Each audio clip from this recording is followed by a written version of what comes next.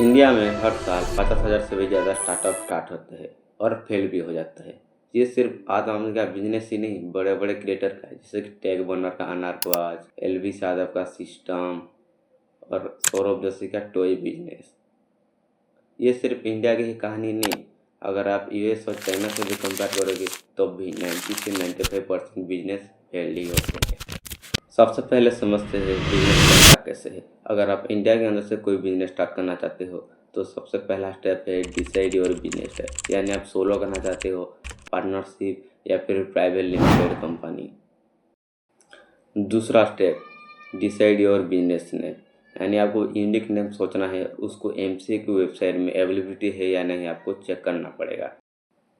Step 3 register the business. अगर आप solo business कर रहे हो तो आपको जीएसटी रजिस्ट्रेशन करना पड़ता है और बिजनेस के नाम पे करेंट अकाउंट खोलना पड़ता है। अगर आप प्राइवेट लिमिटेड कंपनी की हो तो आपको एमसी पोर्टल में रजिस्टर करना पड़ता है, जिसमें apply for DC apply for DNA करना पड़ता है। स्टेप 4 में आपको जीएसटी रजिस्ट्रेशन करना पड़ता है। स्टेप 5 में आपको बिजनेस बैंक अकाउंट ओपन करना पड़ता है। Step 6 licence required. अगर रिक्वायर है तो आपको लाइसेंस बनाना पड़ता है, अगर आप फूड बिजनेस टाइप का अगर आप करना चाहते हो तो।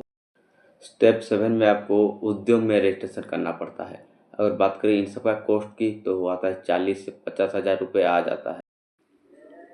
अब हम बात करते हैं एक्चुअली में एक स्टार्टअप फेल क्यों होता है। देखो, इसमें काफ़ी सारे प्रॉब्लम होते हैं, काफ़ी सारे रीजन होते हैं, तो हम एक एक करके सारे बात करेंगे।